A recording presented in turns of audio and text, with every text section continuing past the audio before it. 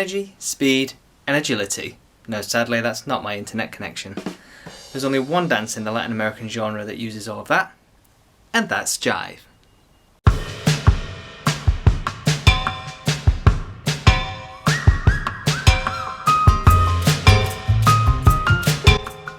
Hello and welcome to the Dancer's Hideout, the place where you'll find all of the tips and tricks to help you in your dancing. My name's Ian, I'm a professional dance teacher and former competitor with over 30 years of dancing experience and teaching. Now in today's video I'm going to be covering things which will help both social dancers and competitors. But as we go through today's video I may flip between the two just to help with the way that I am putting across all of what's in today's video. Jive, generally speaking, is a swing dance with lots of energy. When dancing your jive, whether that's socially or competitively, it should feel fun and free. However, it should also include chassis actions, rock actions, and kicks of some description. The technique that's involved in jive can very easily be misunderstood, and so what I want to do today is help give an overall general better understanding of jive, and to also go through some of the more technical details that are involved in jive to help everybody improve their jive. So, for anybody that knows and has danced jive, you'll know it's fast, really fast, especially when you compare it to something, let's say, like a rumba or a cha-cha-cha. A lot of people would also say that it's very tiring, but generally speaking, this is because a lot of people don't use the correct technique. Plus, well, it is actually tiring. Doing a 2-minute jive without stopping isn't easy, I can tell you that. Jive has a lot of musical and stylized dancing inclusions that's embedded within it, and that has been adapted and reworked over a number of years to create a much more developed and fine-tuned version that we now experience today. Some of those elements include jitterbug, Lindy hop, rock and roll, ragtime, and of course West Coast swing, just to name a few. Understanding the fact that jive has a lot of these diverse elements involved in it helps to illuminate on the various different kinds of possibilities that we can use within our choreography. Jive has steps which either have a swing energy in them or a jumping energy. If we were to list all of the different steps which use a swing energy, these would include rocks, ball changes, flick ball changes, chassis actions, forward and back lock steps, the merengue action, forward turning steps, and swivels. If we were to list off all of the actions that are involved with a jumping energy, these would include kickball changes, jumping chassis, forward and back jumping chassis, flickball changes, again, forward turning steps, again, and swivels.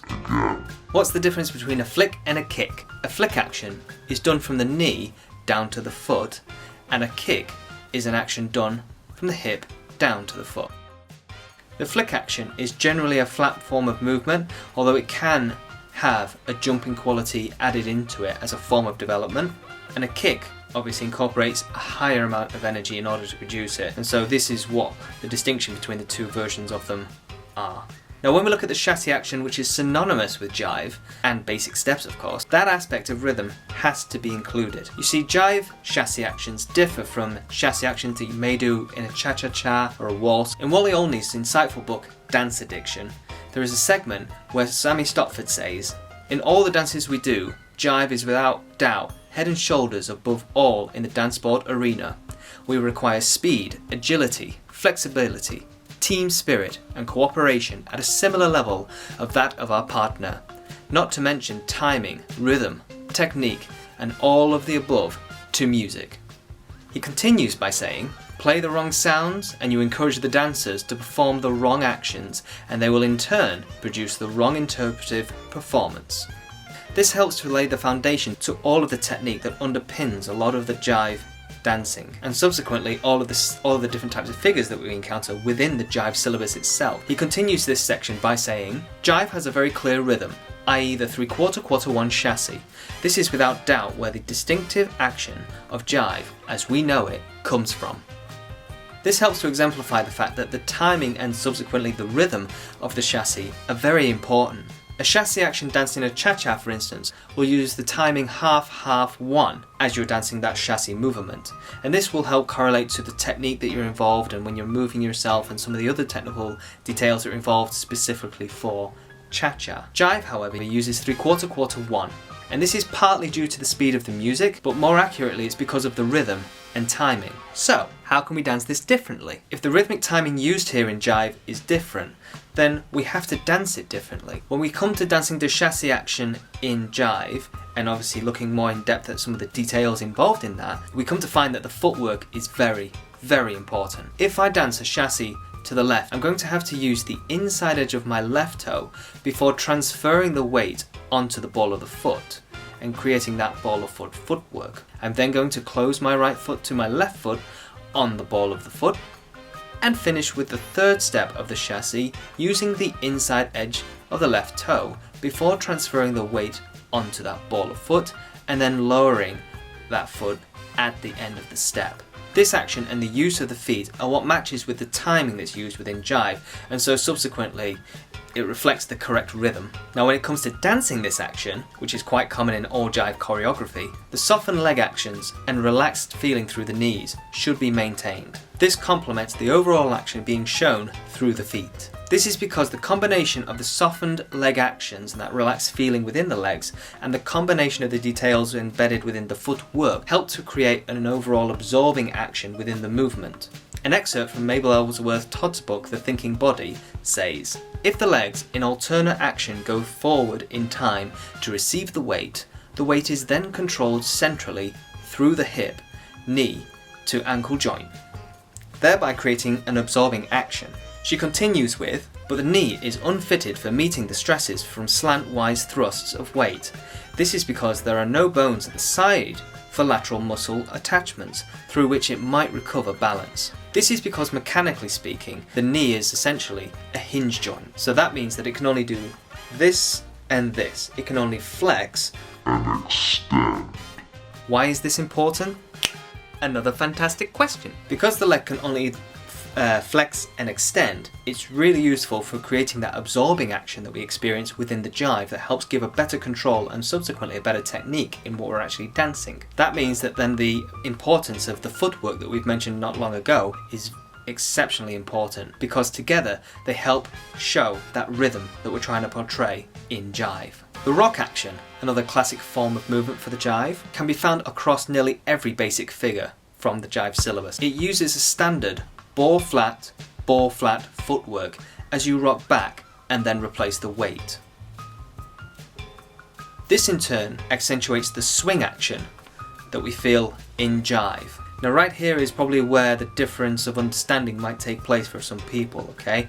So I'm going to go through obviously the description of what we need to understand with regards to a swing action and subsequently how that links to a rock action. This unfortunately is a bit of a topic area with regards to swing that a lot of teachers are misinformed by, and so unfortunately they teach that incorrectly to a lot of their students. Teachers that try and teach swing action in a Jive, in my view, it's misguided, unfortunately.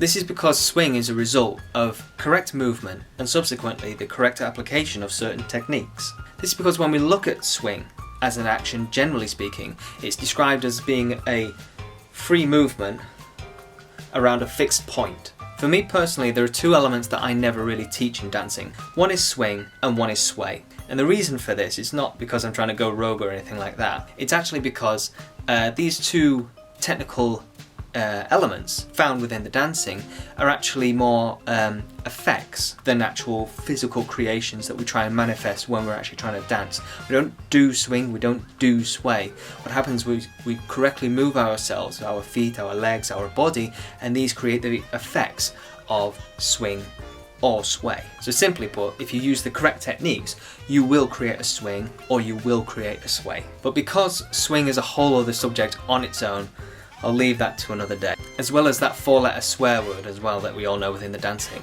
Sway. In order to move more clearly when you're dancing your Jive choreography, whether that's socially or competitively, it is important to have a strong core. No, not that.